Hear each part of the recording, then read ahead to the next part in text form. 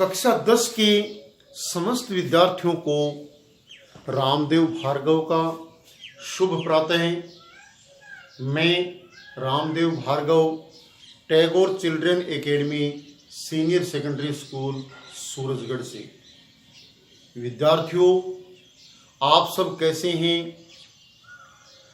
Corona महामारी जो एक वैश्विक बीमारी है, इसके दौर में आप अपने आप को पूर्णतः सुरक्षित बनाए रखें।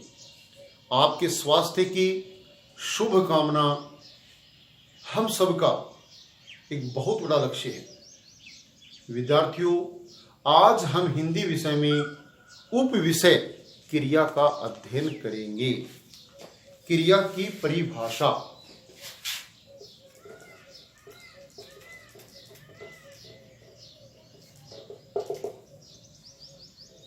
क्रिया किसे कहते हैं? जिन शब्दों से किसी काम का करना या होना पाया जाए। जिन शब्दों से किसी काम का करना या होना पाया जाए उसे हम क्रिया कहते हैं।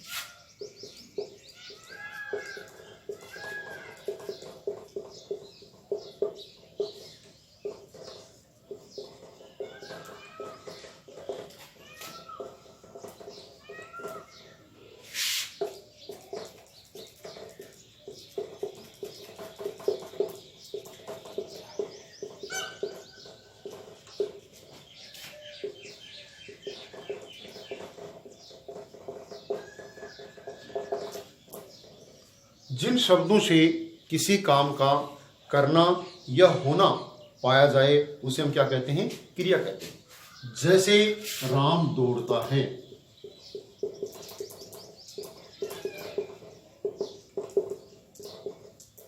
अब यहां पर राम करता है और दौड़ना क्या है? क्रिया।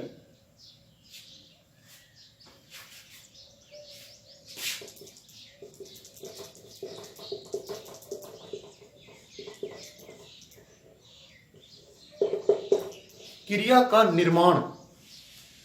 का निर्माण धातु से होता है। किससे होता है? धातु से।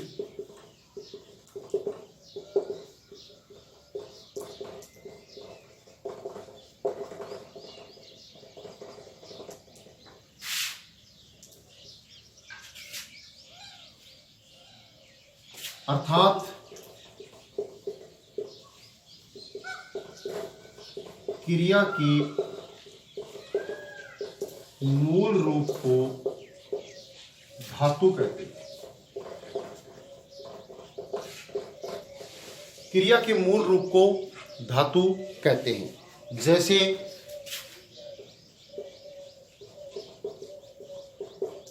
खा, पी, पढ़, लिख, ये धातु है। धातु से क्रिया का निर्माण होता है। क्रिया जहां होगी जिस शब्द में, उसमें ना अक्षर मिलेगा। लिखना, पढ़ना, हंसना। लेकिन ना हटाते ही क्या बच जाता है? धातु बच जाता है। क्यों? क्योंकि क्रिया के मूल अंश को क्या कहते हैं? धातु कहते हैं। जैसे खा, पी, सो, रो, धो, इनके आगे ना अक्षर लगते ही अपने आप में क्रिया बन जाएगा। खाना, पीना, सोना, रोना, धोना, आना, जाना, ये सब। तो इस प्रकार से क्रिया के मूल अंश को क्या कहते हैं? हम धातु कहते हैं। कर्म के आधार पर क्रिया के दो भेद हैं।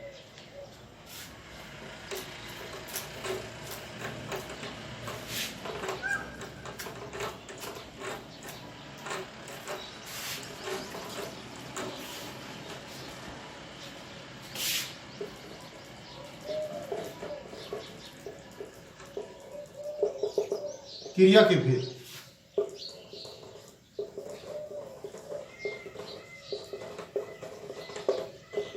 कर्म के आधार पर क्रिया के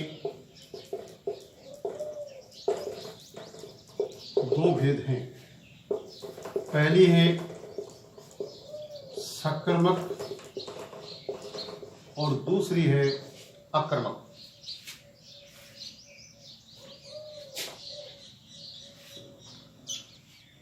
सकर्मक क्रिया किसे कहते हैं?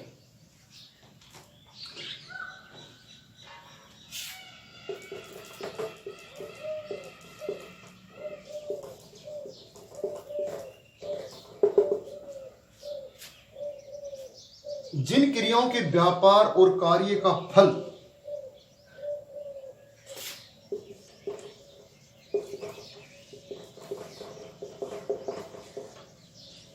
जिन क्रियाओं के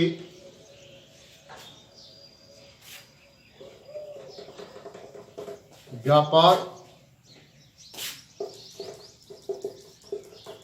तथा कार्य का फल कर्ता पर न पड़कर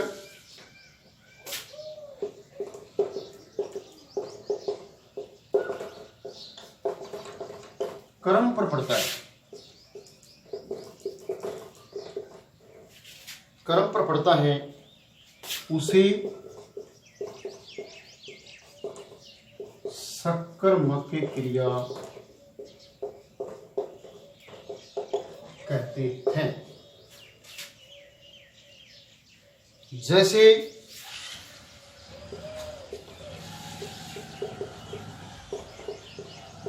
सुरेश पुस्तक पढ़ता है, यहां पर सुरेश करता है, पढ़ना पढ़ता क्रिया है और पुस्तक क्या है? कर्म।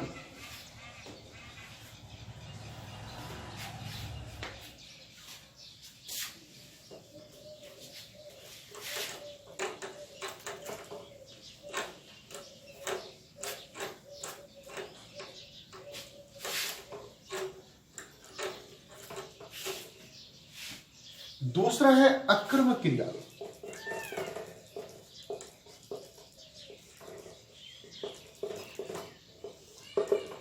अकर्मक क्रिया किसे कहते हैं? जिस क्रिया के साथ कर्म प्रयुक्त नहीं होता,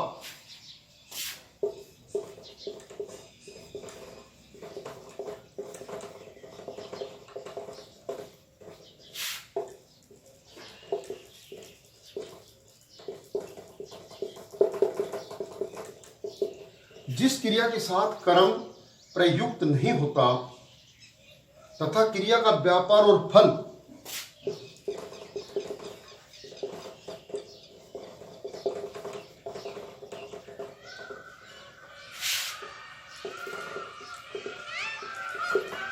क्रिया का व्यापार तथा फल दोनों कर्ता पर ही पड़े,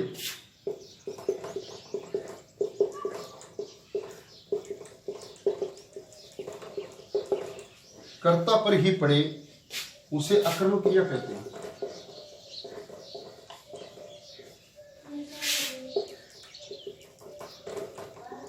हाँ, थोड़ा टाइम 5 मिनट। उसे अकर्मक क्रिया कहते हैं। जैसे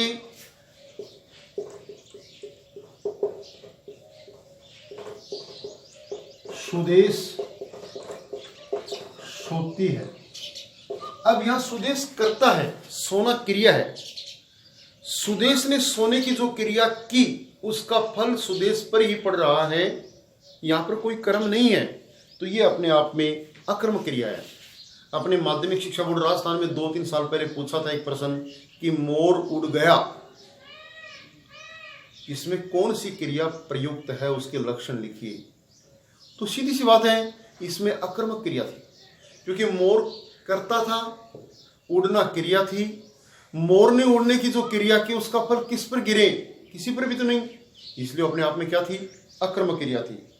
अतः विद्यार्थियों, ये क्रिया के 2 भेद हैं कर्म के आधार पर। शेष जो उप विषय है उसका अध्ययन आपको कल करवाया जाएगा। इसमें क्रिया के और भी अन्य प्रकार हैं जिनका अध्ययन आपको कल करवाया जाएगा।